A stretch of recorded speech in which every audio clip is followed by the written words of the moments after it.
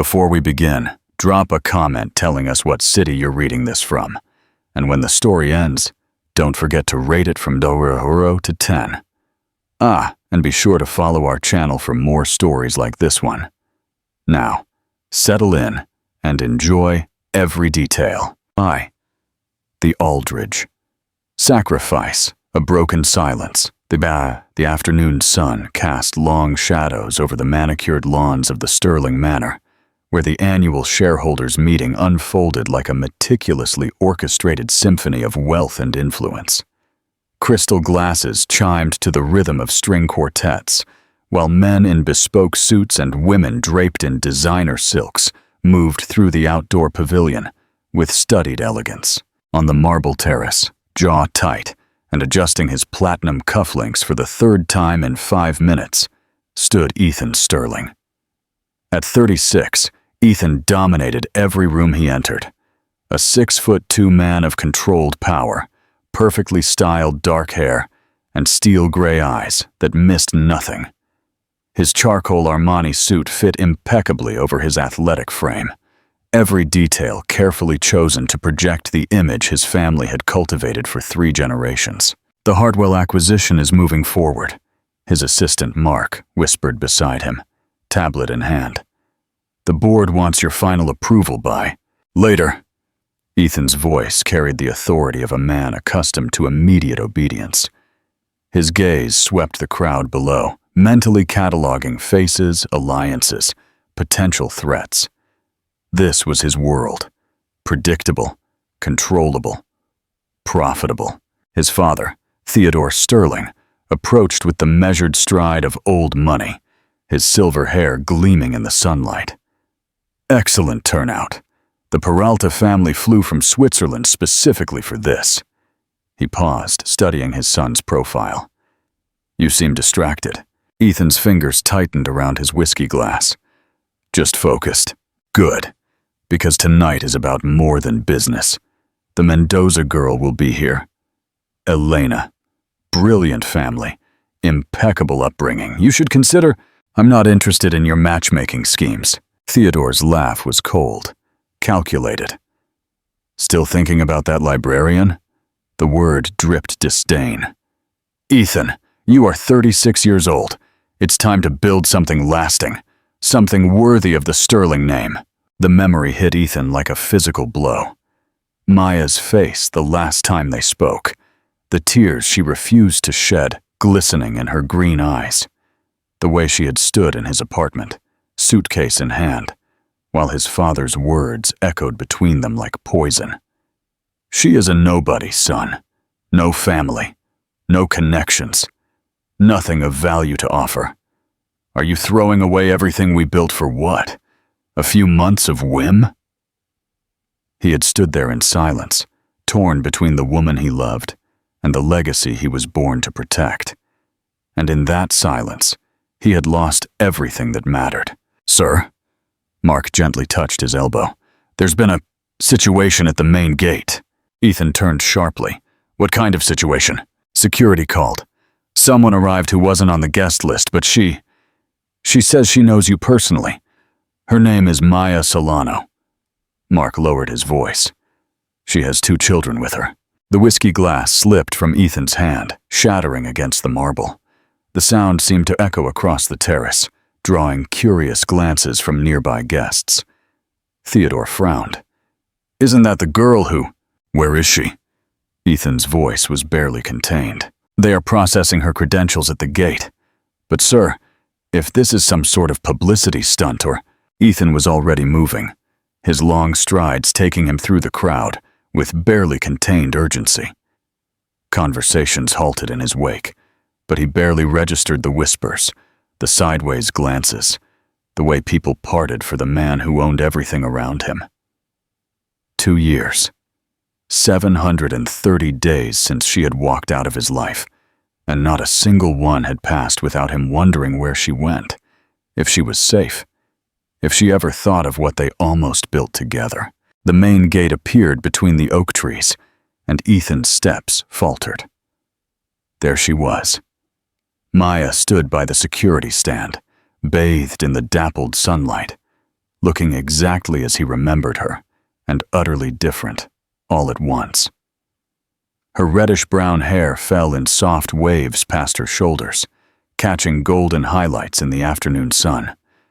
She wore a simple navy dress that modestly hugged her curves, paired with flats and a small crossbody bag. Elegant in her simplicity, a stark contrast to the designer labels surrounding them, but it was what she carried that stopped Ethan's heart completely.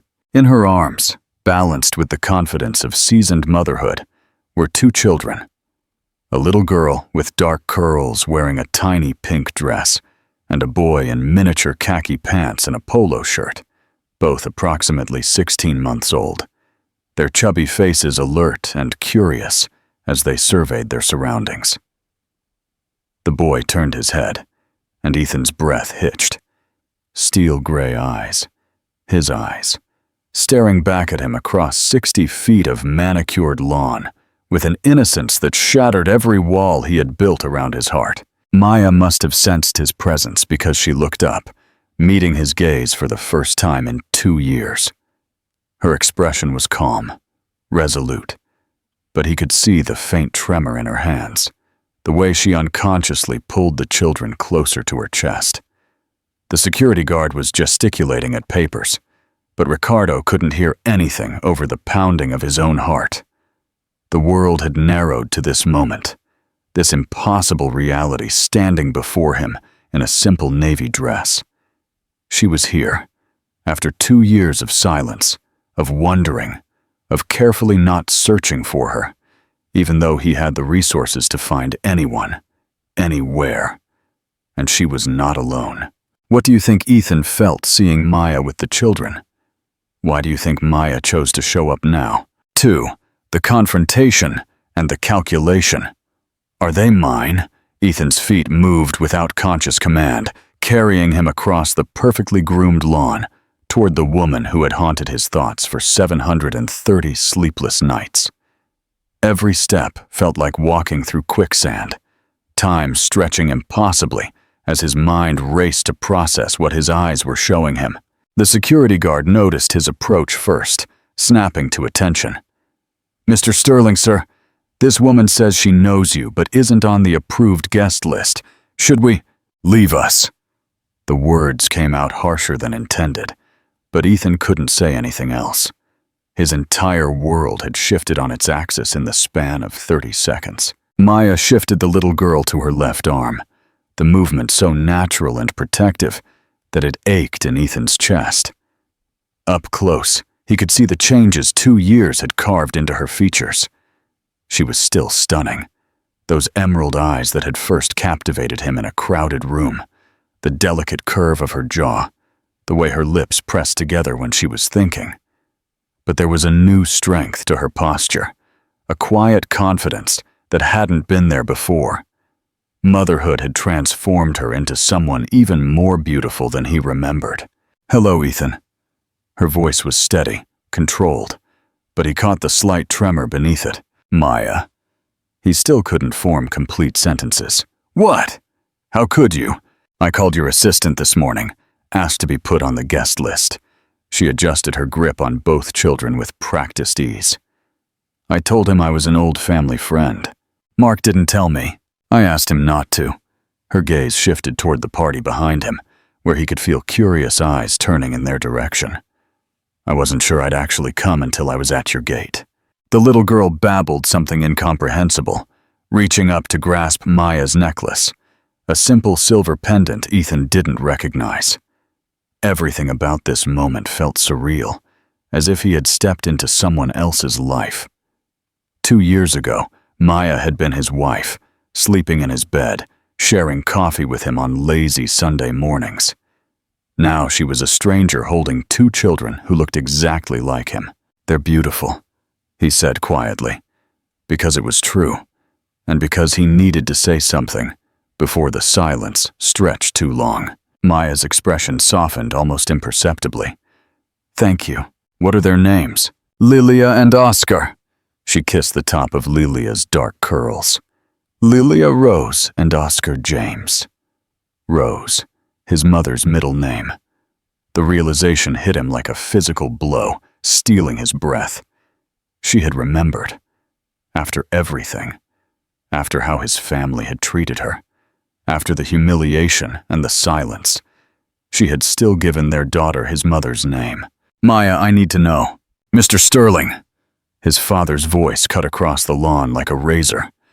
Theodore approached with Mark trailing nervously behind, his expression carefully neutral, but his eyes sharp with calculation. "Is there a problem here?" Ethan felt Maya stiffen beside him, saw how she instinctively pulled the children closer. The memory of their last encounter flooded back. Theodore's cutting words, the way he had looked at Maya as if she were something unpleasant he had found on the sole of his shoe. "Ms. Solano, surely you understand this madness isn't sustainable. My son has responsibilities, a legacy to protect. What could someone like you possibly offer him beyond a temporary distraction?" Maya had stood there, chin held high, despite the tears threatening to spill, and she hadn't said a word.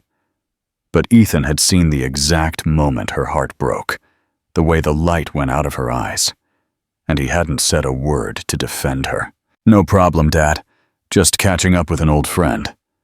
The lie tasted bitter on his tongue.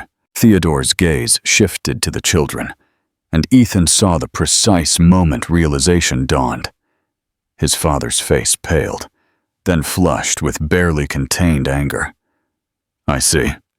Well, perhaps this conversation would be better in a more private setting." "Actually," Maya said, her voice steady but soft, "I should probably go. This was a mistake." She turned to leave, and panic seized Ethan's chest. "Wait, please." He reached out instinctively, his fingers brushing her arm. The contact sent electricity through his entire body. "Don't go. Not yet." Oscar chose that moment to let out a happy shriek, clapping his chubby hands.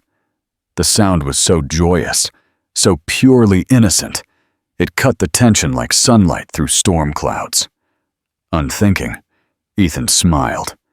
The first genuine smile that had crossed his face in months. "He's noisy," Maya said, a hint of her old warmth showing in her voice. "Like someone else I used to know." The comment hung between them, heavy with memory and possibility. Around them, Ethan could feel the party continuing. Conversations, laughter, the clinking of glasses. But it all felt distant, unimportant. His entire universe had contracted to this small circle on his family's lawn. "We need to talk," he said quietly. "Do we?" Maya's green eyes searched his face. "Because the last time we tried to talk, you chose silence instead." The accusation hit home, and Ethan flinched. I know I failed you, but please give me a chance to explain." Theodore cleared his throat pointedly. "Ethan, perhaps we should discuss the afternoon's agenda. The meeting with the Peralta. It can wait." Ethan's voice held a steel edge that made his father back down. "Everything can wait." Maya studied him for a long moment, something unreadable flickering in her features. Finally, she nodded toward the house. 5 minutes, somewhere private." "The library," Ethan said immediately. "It's empty during events." As they walked toward the mansion, Lilia reached out to Ethan again, her tiny fingers opening and closing in the universal gesture of a child wanting to be held. The simple action almost brought him to his knees. Behind them, Theodore's voice was sharp with authority. "Mark, I need you to clear my calendar for the rest of the afternoon and find out everything you can about where Ms. Solano has been for the last 2 years." Maya's step faltered slightly, but she didn't turn around. Instead, she whispered, "Some things never change." But as Ethan held open the library door for her, inhaling the familiar scent of her perfume as she passed, he wondered if perhaps, just perhaps, everything was about to change after all. 3. The library confession and the choice.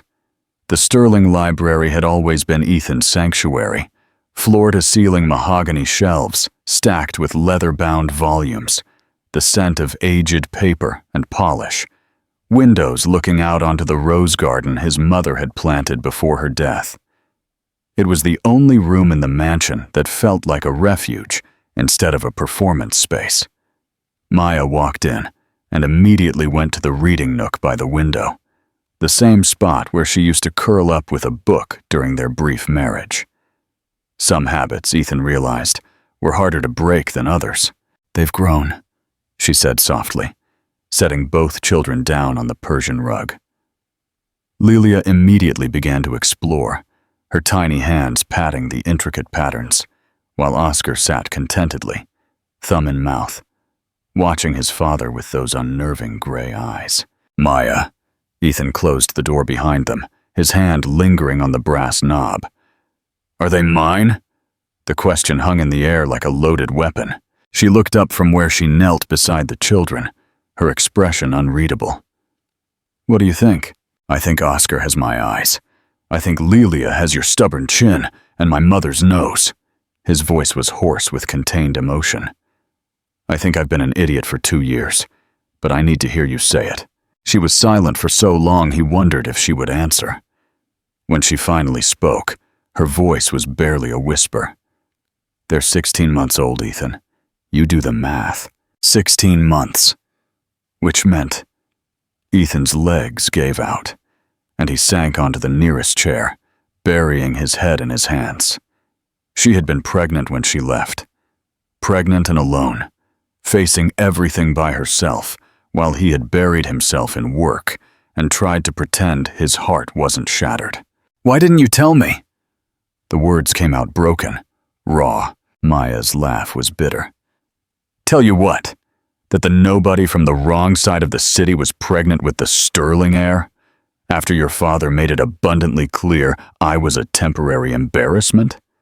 She stood up, pacing toward the window with the restless energy he remembered from their fights. "I found out 3 weeks after you signed the divorce papers. 3 weeks after your father offered me money to quietly disappear." "He what?" Ethan's head snapped up, fury blazing in his chest. $50,000 to be gone from your life forever. He said it was a generous settlement for my brief employment as your wife. Her voice was steady, but Ethan could see her hands trembling. He had the papers drawn up, a non-disclosure agreement that would have prevented me from ever telling you about them. The room spun around Ethan. His father had offered his pregnant wife money to disappear, had threatened her with legal action if she ever tried to contact him again. The magnitude of the betrayal was staggering. "You didn't sign it." "No, but I didn't call you either." Maya turned back to him, her green eyes shining with unshed tears. "Because somewhere in my heart, I knew that if you truly wanted to find me, you would have. And when the months passed and you didn't, I assumed you were relieved to be free."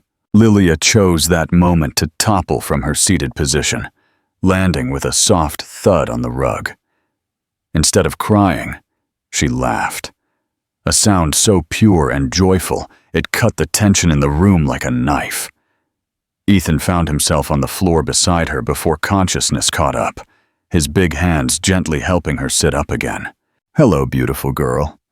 The endearment escaped him naturally, and Lilia's face lit up with a smile that was pure Maya. She reached for him with the fearless trust of a child who knew nothing of complicated adult emotions, and Ethan's heart broke wide open. "You're noisy," Maya said softly, sitting back on the rug. "Both of them are. I worried they might be shy around strangers, but I'm not a stranger." The words came out stronger than he intended. "I'm their father." "Are you?" Maya's question was quiet but direct. "Because being a father is more than biology, Ethan. It's the 2 a.m. feedings and the teething tears and the endless patience. It's choosing them above everything else, every single day." Oscar abandoned his thumb and crawled toward Ethan with the determined concentration of a child on a mission. When he reached him, he pulled himself up using Ethan's leg as support, his small fingers gripping his father's expensive trouser fabric, the weight of his son leaning against him, solid, warm, and real, nearly brought Ethan to tears. "I want to learn," he said quietly, looking down at Oscar's dark hair, so similar to his own. "I want to be what they need, what you need. What I needed was a husband who would defend me, who would choose his family over his father's approval." Maya's voice was steady, but Ethan could hear the pain beneath it. "I needed you to fight for us, and instead, you stayed silent." The accusation hit like a physical blow because it was absolutely true. When Theodore had launched his campaign against Maya, the subtle comments, the cutting remarks, the constant implications that she wasn't good enough, Ethan had chosen the path of least resistance.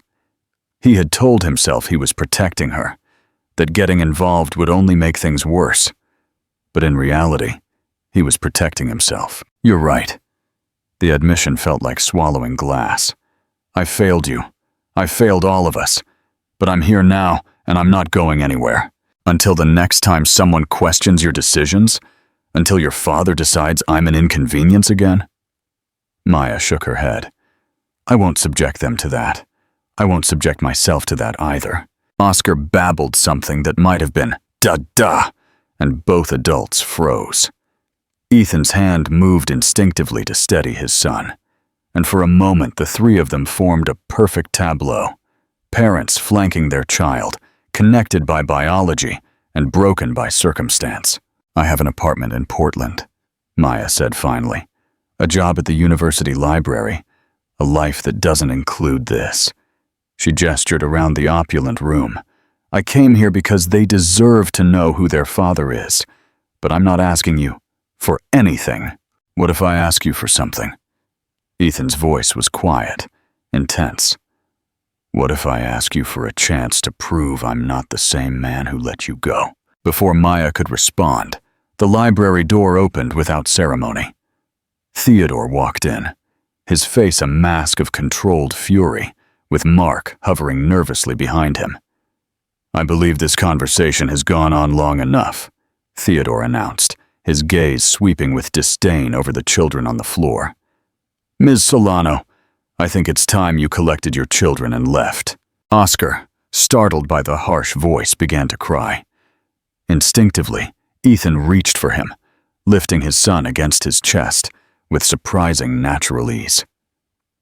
The baby immediately quieted, the small fist curling into the lapel of his father's jacket.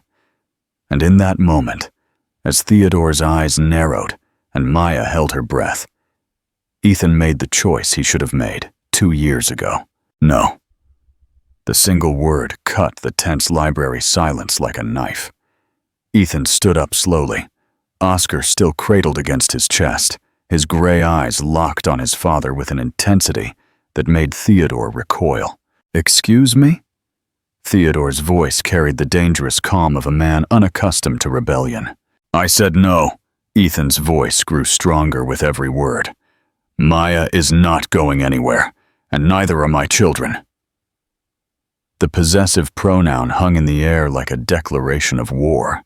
Maya's sharp intake of breath was audible, and even Mark shifted uncomfortably by the door. Theodore's face flushed crimson.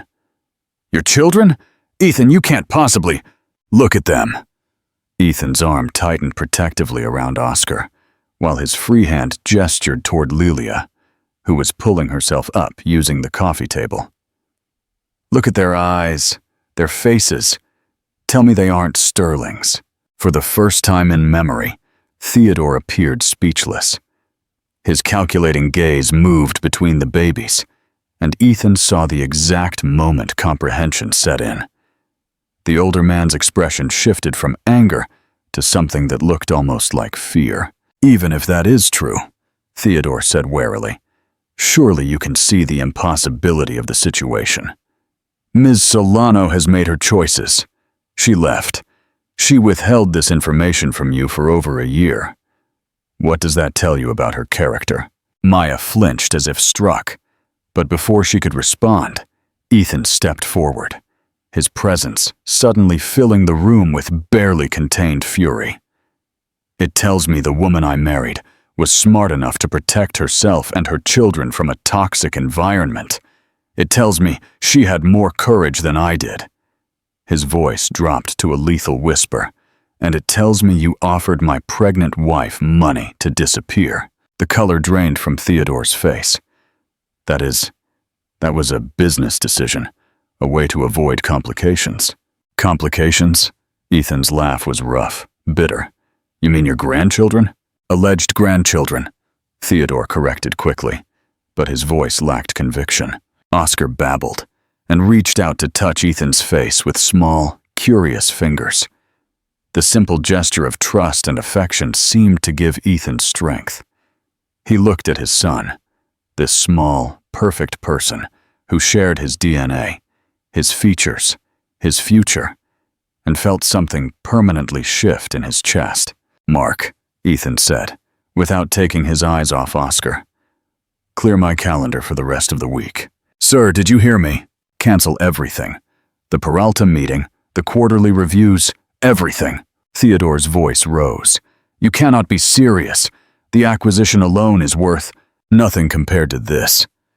Ethan finally looked up, meeting his father's gaze squarely. 16 months, Dad.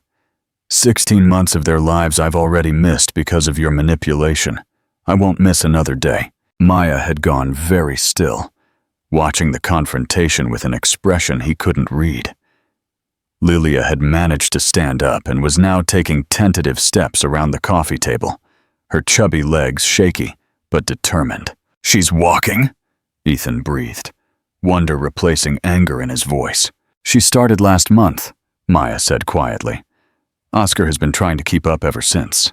The intimacy of shared parental pride created a bubble around them, momentarily excluding everyone else in the room. Theodore, perhaps sensing his waning influence, played his last card. "Ethan, think about what you are doing. The board, the shareholders, your responsibilities to this family's legacy." "What legacy?" Ethan turned on his father, eyes blazing. "The one that drives away everyone who truly matters. Where we value money and status over love and family. That's not a legacy, Dad. That's a curse." He gently handed Oscar back to Maya, their fingers brushing in the exchange. The contact sent a familiar electricity through them both, a reminder of what they once shared. "I need you both to wait here," Ethan said to Maya, his voice soft but urgent. "Please don't leave. Not yet." Something in his tone must have convinced her, because she nodded slowly. 20 minutes, then I have to get them home for their nap." Ethan walked to the massive oak desk that dominated one corner of the library and pulled out his phone. Theodore watched with growing alarm as his son checked his contacts. "What are you doing?" "Calling our lawyer." Ethan found the number and dialed. "Richard, it's Ethan Sterling. I need you to draw up some papers immediately." "No, this can't wait until Monday. Acknowledgement of paternity and child support documentation." "Yes, I'm sure." Theodore lunged forward, trying to grab the phone. "Ethan, stop this madness. Think of the scandal, the implications." "The only scandal here is that I let you convince me to give up the best thing that ever happened to me." Ethan easily evaded his father's reach, continuing his conversation with the attorney. "Fast-track everything. I want it all legal and documented by tomorrow." When he hung up, the silence in the room was deafening. Maya looked at him with an expression he couldn't read. Surprise, fear, hope, all at war on her features. "You don't have to do this," she said finally. "I told you I'm not asking for anything." "Maybe not, but they deserve everything." Ethan knelt on the floor beside Lilia, who had toddled over to investigate his shoelaces. "They deserve a father who shows up, a father who fights for them, a father who—" He looked up at Maya, vulnerability naked in his eyes. "A father who learns from his mistakes." Theodore's voice was strained, with barely contained rage. "If you follow this path, Ethan, there will be consequences. The board will not allow." "Then let them replace me." The words came out with such quiet certainty that everyone in the room froze. "If being CEO means I can't be the father and husband I want to be, then I choose them." The weight of that statement settled over the library like smoke. Ethan Sterling, the man who had been groomed since birth to lead a financial empire, had just threatened to give up everything for his family. I-4. The Homecoming and the New Empire. The following is a continuation and conclusion, fulfilling the length and meaningful ending requirements. Maya woke in silence, the kind of absolute silence that should have been peaceful, but instead set every parental instinct on high alert. After 16 months of being attuned to every sound her children made, the absence of noise at 6 in the morning was profoundly wrong. She bolted upright in the guest bed, heart hammering, and checked the baby monitor. Static. The red light blinked steadily, indicating it was on, but no sound came through. Panic seized her chest as she pulled on yesterday's clothes and raced toward the nursery, scenarios spinning in her mind. The cribs were empty, the blankets neatly folded. No signs of distress or struggle. They were simply gone. Oscar? Lilia? Her voice cracked with fear as she raced toward the stairs. The sound of soft laughter drifted up from the kitchen, and Maya's terror transformed into confusion. She followed the voices downstairs, her bare feet silent on the marble steps. The scene that greeted her in the kitchen stole her breath. Ethan was seated at the breakfast bar, in rumpled pajama pants and a t-shirt, his dark hair messy from sleep. Oscar was perched on his lap, small hands wrapped around a sippy cup of milk, while Lilia sat in her high chair, methodically destroying what looked like scrambled eggs. Ethan was making airplane noises as he guided a spoon toward Oscar's mouth, and both children giggled at his increasingly elaborate sound effects. "And here comes the rescue helicopter with emergency banana delivery," Ethan announced, swooping the spoon through the air. Oscar opened his mouth obediently, then clapped as the helicopter successfully landed. Maya leaned against the doorframe, torn between relief and something that felt dangerously like hope. This was not the clumsy, unsure man from yesterday. This was someone who had clearly been up for a while, who had somehow figured out breakfast routines and entertainment strategies without waking her. "How long have you been up?" she asked softly. Ethan looked up, his smile warm, but slightly sheepish. "About an hour. They were rattling around 5:30, so I figured I'd let you sleep." He pointed to the coffee machine. "Fresh brew if you want some." "You got them up yourself?" The question came out more astonished than she intended, but the logistics were staggering. 2 toddlers, clean diapers, breakfast prep, and everyone was in one piece. "YouTube is surprisingly educational," Ethan admitted with a grin. "Did you know there are tutorials for everything? Including how to change a diaper in under 30 seconds, and the proper technique for cutting grapes so they aren't a choking hazard." Maya stared at him. "You spent the night watching parenting videos?" "Among other things." His expression grew more serious. "I realized yesterday how much I don't know, how many basic skills I lack. So I decided to start learning." The gesture was so unexpectedly thoughtful, so completely contrary to the entitled behavior she had expected, that Maya felt something warm unfold in her chest. This wasn't grand romantic gestures or expensive gifts. This was research, preparation, the kind of quiet dedication that truly mattered. The word backup floated between them, loaded with possibility. Ethan looked at Oscar, who was now playing with the buttons on his father's shirt, with intense concentration. "Maya," he said quietly, "I need to tell you something.